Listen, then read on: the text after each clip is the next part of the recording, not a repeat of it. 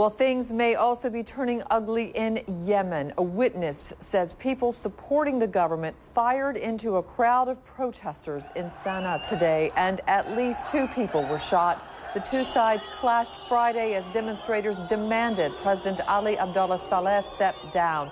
We get more now on the situation there in Yemen from CNN's Mohammed Jamjoom.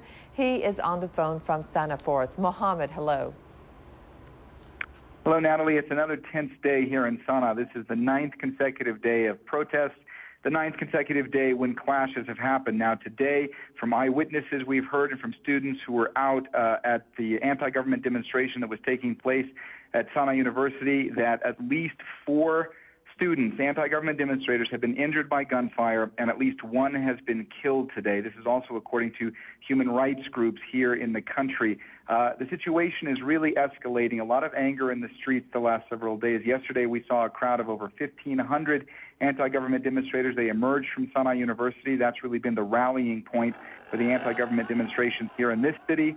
They were marching through the streets before clashes erupted with pro-government demonstrators. Today, what we've heard from some of the students who've been injured, one student who was shot in the leg, he was speaking to us from the hospital a short while ago. He said that 30 or 40 pro-government gang members arrived at the scene, that there were about 200 anti-government demonstrators, and that about 30 to 40 of the pro-government demonstrators and gang members started firing randomly into the crowd, causing many injuries and the death of 1 student. Now, we don't know yet if this demonstration is still ongoing. We've heard from some of the students who dispersed, said that they're trying to regroup and they might try to gather in the streets later on in the day. A much more heightened security presence in the streets here today in Sana'a as well. We're being told a lot of ambulances around as well in case of injuries. But the government very afraid right now that the tension from these protests could escalate even further and there could be more casualties. Natalie? Has there been much dialogue from the government since the violence has ramped up? Messages about this the last few days. On the one hand, you'll have statements issued by the office of the president saying that he's spoken with other leaders in Middle Eastern countries and blamed the strife that's going on in the region on foreign agents and foreign agendas. On the other hand, you'll hear that investigations are being launched into protests and violence that have happened in other parts of the country, and that there are delegations being sent there to try to investigate.